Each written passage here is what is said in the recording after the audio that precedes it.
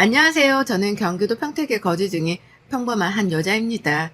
늘 다른 분들의 사연을 보고 들으면서 공감도 하고 울고 웃기도 했었는데 이번에는 저의 이야기를 여러분들께 꼭 좀 드리고 싶어 이렇게 익명으로 남아 드려보게 되었습니다. 저는 말 그대로 제가 집을 남편이 정말 소정의 결혼 자금만 가지고 결혼한 케이스입니다. 이렇게만 보면 모두도 왜 자기 스스로 그 지옥에 들어갔어? 라고 하시는 분들도 계시는데요. 특히 저희 회사 동료들은 어떻게 그런 결혼이 가능하냐고 이야기하시는 분들도 많죠. 이런 수많은 걱정과 불안 속에도 결혼을 결심하게 된 이유는 딱 한 가지였습니다. 제가 정말 힘든 시간들에 모든 사람들이 다 떠나가도 제 옆에 남아있는 사람이 지금의 남편이었기 때문입니다. 지금의 직장에 오기까지 저는 전 직장과 오랜 기간 동안 소송을 해야 했고 소송에 이겨서 원하는 금액을 다 받기는 했지만 그 과정을 거치기까지 정말 수많은 상처와 친했던 모든 사람들을 다 잃어야 했습니다. 여기에 다 이야기하면 혹시라도 알아볼 수 있어 간략하게 소개하자면 그렇습니다. 그런 시간 속에 저를 있게 만들어준 건 남편이었는데요. 전 대학을 졸업하자마자 바로 일을 한 케이스라 돈을 많이 모은 상태였고 남편은 그 당시 사회초년생이다 보니 돈을 거의 모으지 못한 상태였어요. 그럼에도 불구하고 저희는 너무 함께하고자 하는 마음이 강했고 저희 집에서 감사하게도 서울 아파트 전세 정도는 살 수 있을 정도로 보태주셨고 남편네 시댁에서는 혼수 정도의 비용을 보태주셨다고 남편이 이야기하더라고요. 물론 요새는 누가 더 많이 하냐 중요하지 않다는 건 압니다. 둘이 열심히 살면 되지요. 근데 자꾸만 남편과 트러블이 있을 때마다 시댁과 트러블이 있을 때마다 뼈저리게 결혼에 대해 후회가 밀려오곤 했습니다. 저희는 아직 이세 생각은 하지 않고 둘 다 열심히 직장 생활 중입니다. 저는 오랫동안 일해 연봉이 5천에서 6천 정도이며 남편은 회사 생활한 지가 오래되지 않아 3천에서 4천 정도라고 생각하시면 되는데요. 그래서 저는 회사에서 어느 정도 위치가 있는 편이라 솔직히 연차 월차가 있더라도 다 쓰기는 어려운 상황입니다. 너무 회사가 바빠서요. 근데 남편 시댁은 제사가 1년에 명절 포함 총 5번입니다. 2번은 명절이고 2번은 시할아버지 할머니 따로따로 제사이고 마지막 1번은 남편네 외가댁 할아버지 제사입니다. 그렇게 총 5번인데요. 1년에 5번이라고 하면 솔직히 적은 숫자가 아니라고 생각했습니다. 제가 회사가 서울이라 평택에서 서울까지 거리가 꽤 걸리는데 시댁은 저희 집에서 더 가야 하는 지역이라 저희 집에서도 시댁까지도 막히면 차로 1시간은 가야 하는 거리입니다. 그래서 정말 칼퇴하고 시댁에 가면 제가 빠르면 8시, 늦으면 9시에도 도착하게 되는데요. 그러다 보니 자연스레 저는 당연히 평일에 있는 제사는 참석하지 못한다고 생각했습니다. 물론 같이 가면야 좋겠지만 남편네 회사는 현장 근무도 많아 바로 퇴근하는 날이면 맞춰 갈 수 있기라도 하지만 저 같은 경우에는 그런 경우가 거의 드물기 때문에 평일에는 시댁에 가기가 어려운 상황입니다. 결혼하기 전에 이런 점은 남편이랑 다 이야기를 한 후 진행을 한 상태이고요. 또 시댁에서도 이런 저의 상황들을 다 알고 계시는지라 제가 직접 여쭤보지 못했어도 당연히 남편이 다 이야기를 잘 했을 거라 생각했습니다. 그렇게 결혼을 하고 첫 명절에는 당연히 회사도 쉬기 때문에 참석을 했고 그 다음 제사도 주말이라 참석을 했습니다. 근데 문제는 평일에 제사가 있어서 제가 남편한테 이번에는 못 참석할 것 같다. 여보만 참석해야 할 것 같다고 분명하게 이야기를 전했습니다. 회사가 너무 바쁜 상황이라 빠지기가 힘들고 주말에는 계속 내가 참석하지 않았느냐. 그러니 어머님 아버님께 말씀 좀 잘 전해달라고 했죠. 그렇게 남편이 알겠다고 했고 제사에 혼자 다녀왔는데요. 문제는 그 다음날 어머님께 갑자기 전화가 왔더라고요. 우선 안부 인사와 함께 제사를 못 가서 죄송하다고 말씀드렸고 퇴근하고 오니 너무 늦은 시간이라 따로 연락을 못 드려 오늘 퇴근하고 전화드리려고 했다고까지 말씀을 드렸습니다. 그랬더니 어머님은 아무리 그래도 시댁 제사에는 얼굴이라도 비춰야 하는 게 아니냐면서 말씀하시더군요. 그러시더니 서운하고 자기가 며느리가 둘도 아니고 하나인데 이래서야 되겠냐면서 아들이 혼자 와서 있는데 호래비도 아니고 결혼했는데 너무 마음이 아프다면서 계속 말씀하시더군요. 일단 죄송하다. 다음에는 꼭 참석해 보도록 하겠다 하고 끊었는데 분명 결혼하기 전 저의 상황을 남편도 잘 알 텐데 중간에서 이야기를 잘 하지 못했나 라는 생각도 들곤 했어요. 그리고 그날 저녁 남편이 일찍 퇴근했길래 어머님 전화 와서 이렇게 말씀하시는데 나의 상황에 대해서 잘 말씀드렸냐고 물어봤죠. 근데 남편이 하는 말은 정말 황당했습니다. 그냥 너 바빠서 못 와. 라고 했는데? 라고 하더라고요. 그럼 당연히 어머님, 아버님 입장에서는 제가 갈 수 있는데 꼭 일부러 못 가는 것처럼 보일 수 있지 않느냐 라고 덧붙이니 남편은 그럼 네가 전화 한 통 드리지 엄마가 전화하기 전에 라고 하더라고요. 그 말이 참 황당했습니다. 결혼하기 전에는 저에게 제사 그런 거 신경 쓰지 말라고 다 자기가 알아서 하겠다고 할 땐 언제고 이제 와서 저보고 왜 전화를 먼저 안 드렸냐고 하니 괜시레 서운해지더라고요. 물론 결혼하면 그 집 귀신이 된다는 말도 있잖아요. 근데 요새는 그런 것도 아니고 이렇게까지 부담을 주니 저로서는 굉장히 마음이 씁쓸하더라고요. 남의 편은 남의 편인가 보다 싶어서 저도 다투기 싫어 자리를 피했고 그 주 주말에 어머님이 단단히 화가 나신 것 같다고 하길래 좋아하시는 과일과 선물을 사서 들으러 갔습니다. 가자마자 계속해서 잔소리를 하셔도 내내를 시전하며 가만히 있었죠. 그러면서 마지막에는 저보고 시어머니가 요새 우리 아들 애 같은 애 없다면서 잘하라는 말까지 덧붙이시더라고요.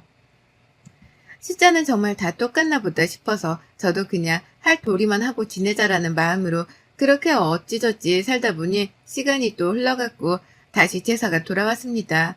이번에도 보니 딱 금요일이라 정말 바쁜 시기였지만 또 안 가면 지금보다 잔소리가 더 많아지시겠구나 생각해서 회사에 이야기를 하고 월차를 내기로 했습니다. 못다한 일은 집에서 하는 걸로 대체하기로 했고요. 그렇게 만반의 준비를 하고 제사를 어머님이랑 준비하는데 갑자기 친정에서 저희 아버지가 쓰러지셨다는 이야기를 듣고 준비하다 말고 달려나갔습니다. 아빠가 당뇨를 오래 앓으셨는데 요새 스트레스 받는 일이 많으셨는지 과로를 해서 쓰러지셨더라고요. 다행히 큰일은 없어 얼굴만 뵙고 다시 시댁으로 달려갔습니다. 시댁으로 갔더니 제사가 거의 끝나서 치우는 분위기이길래 어머님 아버님께 정말 죄송하다라고 말씀드리고 저도 같이 뒷정리를 하려고 하고 있었어요. 그랬더니 어머님이 제가 그릇을 드는 손을 팍 하고 치시더니 너는 우리 며느리도 아닌데 왜 하려고 하니? 라고 하시더라고요. 처음에는 장난하시는 줄 알고 죄송하다고 아빠가 갑자기 쓰러지는 바람에 제가 안 가볼 수가 없었다 라고 말씀드리니 저보고 집에 가라고 하시더군요. 그러더니 제 짐이랑 신발을 현관 밖으로 휙하니 던지시는 거예요. 남편이랑 아버님이 뭘 그렇게까지 하냐면서 어머님한테 이야기를 했지만 듣는 채도 안 하시고 제 신발과 짐 밖에 놨으니 가져가라고요. 흘러나오는 눈물을 참고 맨발로 밖으로 나가 신발을 신고 그대로 택시를 타고 집으로 왔어요. 돌아오는 택시 안에서 한참을 꺼이꺼이 울었던 것 같아요. 내가 뭘 잘못했을까 싶기도 하고 정말 이 결혼 생활 유지하는 게 맞는 건가 싶기도 했죠. 그렇게 집에 와서 샤워하고 누워있는데 남편이 돌아와서는 엄마가 좀 너무했다. 내가 따라가려는데 자꾸만 엄마가 잡아서 못 갔다. 지금 장인어른 어떠시냐?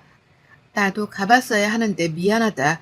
라고 했지만 저는 그 말로는 제 마음이 풀리지 않더군요. 그리고 그 다음날 어머니께서 전화를 하셨는데 받지 않았습니다.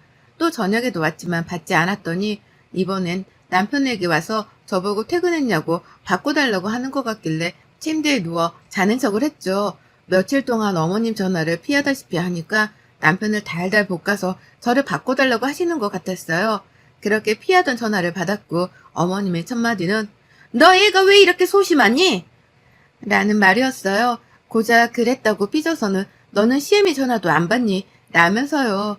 그러더니 한다는 소리가 저보고 이번 주말에 만두를 빚으려고 하니 오라는 이야기를 하시더군요. 처음에는 몸이 안 좋아 못 갈 것 같다 말씀드리니 그럼 저녁이라도 오라고 계속 끈질기게 전화도 끊지 않고 말하시더라고요. 그냥 알겠다고 끊고 침대에 한참을 멍하니 있었네요. 주말이 되고 정말 가기 싫은 몸을 이끌고 시댁으로 넘어갔어요. 만두 장사를 하려고 하시는 건지 정말 만두피부터 쫙 늘어놓으신 걸 보니 솔직히 좀 짜증이 나더라고요. 직장인들은 주말이 가장 낙인데 그 낙에 매주같이 시댁에 와서 이런 거나 하고 있는 팔짱가 싶어서요. 원래 잘 참는 성격이라 남들한테도 뭐라 하는 스타일이 아니고 또 일에도 궁시렁거리는 스타일이 아닌데 저도 모르게 하면서 계속 중얼중얼하게 되더라고요. 그리고 만두피를 만들고 있는데 어머님이 저에게 연봉을 물어보시더라고요. 그래서 제가 연봉에 대해서 꼭 말씀드려 하냐고 했죠. 아니, 너네 시어머니가 물어보면 왜 자꾸 따박따박 말대꾸를 하는 거냐? 도대체 어디서 배운 짓거리야, 정말? 이러시는데 순간 너무 화가 나서 저도 모르게 처음으로 자꾸 곤란한 질문만 그렇게 하시는데 어떻게 대답을 해요? 이라고 했더니 어머님은 지금 또 말대꾸를 하는 거냐면서 궁시렁궁시렁 하시더군요. 더 이상 이야기를 하면 저도 표정 관리가 안 될 것 같아 잠깐 화장실 다녀오겠다고 하고 화장실에서 심호흡을 했죠. 그 뒤로 묵묵히 주어진 일만 했고 다 만들고 식사까지 마친 후에 설거지와 뒷정리를 하고 있는데 또 어머님이 옆에 오셔서 되지도 않는 이야기들을 늘어놓으시더라고요. 아니, 내 친구 며느리가 이번에 뭐라 그랬더라? 어디서 명품백을 선물했다고 하더라.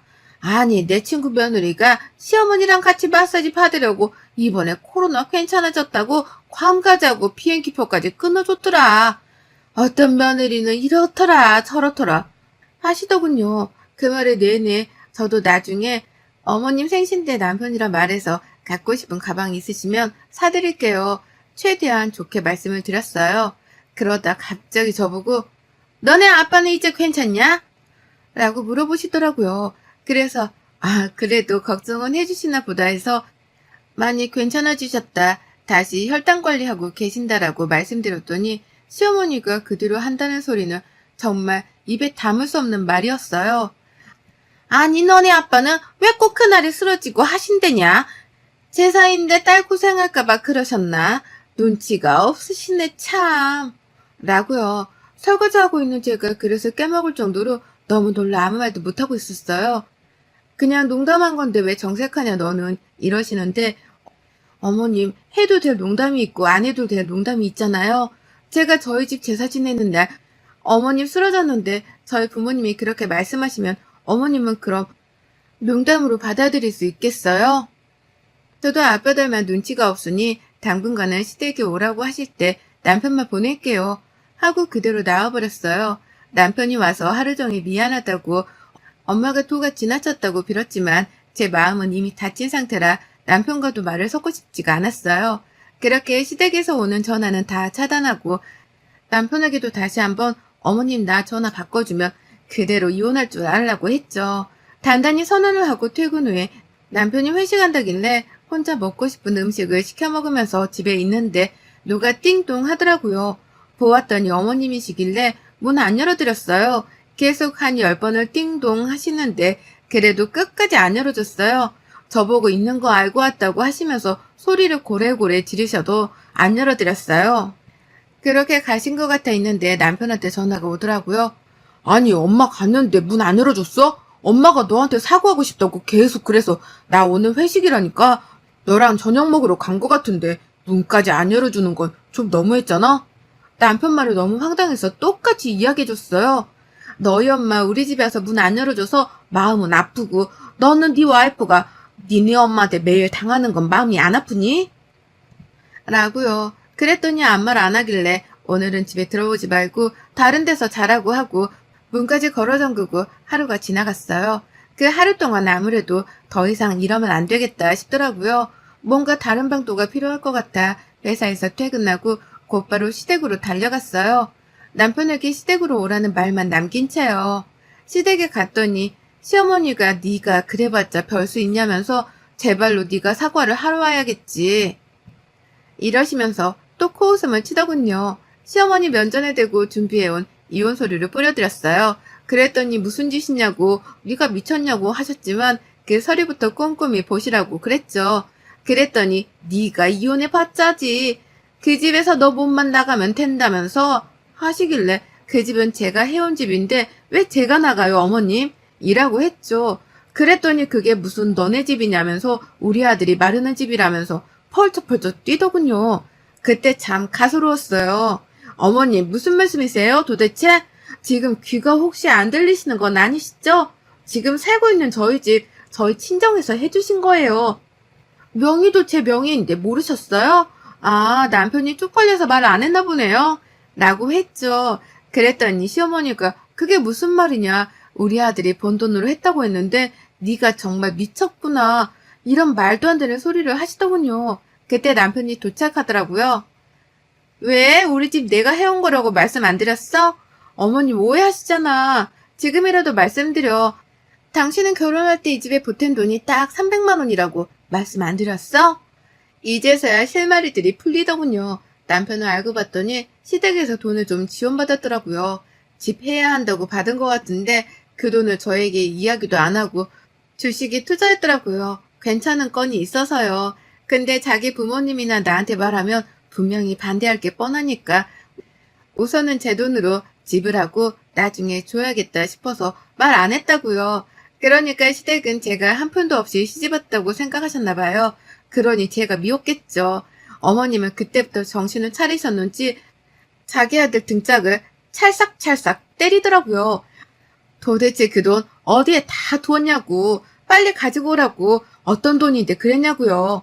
아마도 그거 해주시려고 지금 사는 집 담보대출을 받으셔서 주신 것 같은데 남편이 그 돈을 주식으로 다 날린 것 같아요. 어쩐지 어느 날부턴가 자꾸만 매일 핸드폰만 들여다보고 초조해 보였거든요. 부모님께 용돈 드리는 것도 부담스럽다고 하길래 내가 드린다고 할 정도였는데 제가 보기엔 이것 말고도 더 투자한 게 있는데 그럼 쫓겨날까봐 말 못하고 저러고 있는 거겠죠. 어머님이 절 이렇게 싫어한 이유는 딱 하나였어요. 돈. 돈도 못 버는 주제에 바쁜 척이나 하고 자기 아들 돈이나 갉아먹는 여자라고 생각했겠죠. 연봉도 저보다 자기가 많은 걸로 부모님을 속였더라고요. 참, 황당해서 말이 안 나오더라고요. 그래서 제가 남편에게 말했죠. 어차피 이렇게 된 거 다 소용없고 네가 보탠 300? 아니다. 혼수까지 네가 했으니까 그 돈까지 쳐서 줄 테니까 나가라고요. 그리고는 어머님께 말씀드렸어요. 어머님은 세상 물정을 너무 모르시는 것 같으셔서 말씀드리는 건데 요새 택배에는 반품 서비스가 굉장히 잘 되어 있어요. 반품하는 거 전혀 어렵지 않으니까 어머님 사랑하는 아들 평생 반품시킬게요. 한번 끼고 잘 살아보세요. 그리고는 휙하니 시댁에서 나가려는데 남편은 무릎 꿇고 울며 불며 빌고 어머님은 자기가 오해했다면서 사과하시는데 그게 말이 되나요? 제가 돈을 많이 했든 적게 했든 사람으로서 하지 말아야 할 일들을 하시는 게 저는 사람이라 잘 이해가 가지 않는다고요. 법원에서 보자고 하고 그렇게 나왔어요. 그날 이후로 남편 짐은 모조리 싸서 보냈어요. 돈도 입금했고요. 집안에 있는 비밀번호도 모조리 다 바꾸었죠. 매일매일 전화에 문자에 집까지 찾아와 지금 집은 내놓은 상태예요. 전세였기 때문에 복비는 물고 나가야 하지만 그래도 차라리 복비 물고 모르는 대로 이사가는 게 나을 것 같더라고요. 근데 남편이 끝까지 이혼을 안 해주겠다고 버티고 있는 터라 변호사까지 고용해 소송을 시작했어요. 그랬더니 어머니께서 꼭 만나서 할 말이 있다며 찾아오시더라고요. 더 이상 저는 할 말이 없다고 해도 무자비하게 밀고 들어오시길래 딱 할 말만 하고 가세요 라고 했죠. 그때부터 눈물바람으로 저를 설득하려고 하는데 참으로 황당하더라고요. 아직까지도 자기 아들이 가장 최고라고 생각하고 말씀하시는데 일부러 제 물컵에 있는 물을 쏟았어요. 그리고는 어머니께 말씀드렸죠. 어머님, 제가 어머님 말씀하시는데 눈치가 없었네요. 근데 이 물 좀 닦아주시겠어요? 무슨 말이니 그게? 내가 왜 그 물을? 아니 지금 저한테 비시는 입장인데 이런 것도 못하세요? 저한테 늘 그러셨잖아요. 우리 아들이 너보다 훨씬 잘났으니 네가 지고 살아야 한다면서요. 저희 부모님도 이런 사이 어디서 얻겠냐면서 그러셨잖아요. 떠받들고 살아야 한다고요. 근데 어쩌죠? 저 어머니 아들보다 돈도 더 잘 벌고 돈도 훨씬 더 많고 전 앞으로도 올라갈 일이 태산인데 어머님 아들은 제가 보기에는 회사 생활 오래 못할 것 같아요. 보니까 평판도 안 좋던데요. 그러니 어머님이 이런 거라도 하셔야 제가 소송이라도 취하해드리죠. 어머님 참 눈치가 없으시네. 라고요. 으그락부르그락 하던 어머님은 이만 감아하시면서 나가시더군요. 그 뒤통수에 대고 말했어요. 어머님 눈치 없게 연락하지 마세요. 제발 부탁이에요. 라고요. 저희는 결혼기간이 2년도 채 안 되기 때문에 서로 나눠야 할 재산도 없어 그냥 협의 이혼으로 마무리했답니다. 그렇게 저는 이혼녀라는 딱지가 붙었지만 지금 너무 많이 행복해요. 집도 부모님네 근처로 옮겨서 살고 있는데 매일이 지옥 같던 결혼 생활에서 벗어나니 먹고 싶은 음식을 먹고 주말에는 늦지막히 일어나 맛있는 음식을 먹고 좋아하는 TV를 보면서 지내고 또 친구들도 만나 소소한 일상을 묻는 지금이 저는 더 행복하더라고요. 2년 만에 결혼하고 이혼을 경험한 제가 느끼는 바로는 무조건 착하다고만 되는 건 아니라는 걸 느꼈어요. 결혼을 잘했다면 이혼도 하지 않았겠지만 또 이걸로 저는 한 번 더 성숙해짐을 느끼고 있습니다. 여러분들은 지금 어떤 삶을 살고 계신가요? 혹시라도 저처럼 참아만 내었던 삶이라면 더 이상 참지 말고 지르고 사세요. 인생은 한 번이라는 말 정말 뼈저리게 느끼곤 합니다. 한 번 사는 인생, 이제 행복하게 살아야 된다는 말 꼭 명심하기를 바라며 쌀쌀해진 날씨, 아무쪼록 건강 조심하기를 바라겠습니다. 여러분의 생각은 댓글로 남겨주세요. 오늘도 시청해주셔서 정말 감사합니다.